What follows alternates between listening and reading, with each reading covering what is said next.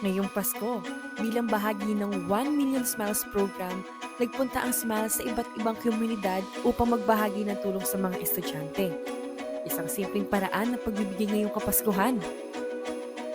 Naging masaya ang araw ng mga bata sa pamamagitan ng salo-salo, mga laro, at tawanan.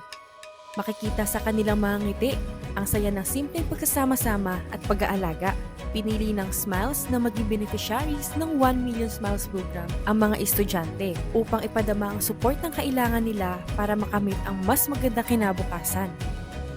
Bilang bahagi ng programa, namigay ang Smiles ng mga school supplies, mga gamit na makakatulong sa kanilang araw-araw na pagpasok sa paaralan. Makikita kung gaano sila kasaya sa mga simpleng mga regalong kanilang natanggap.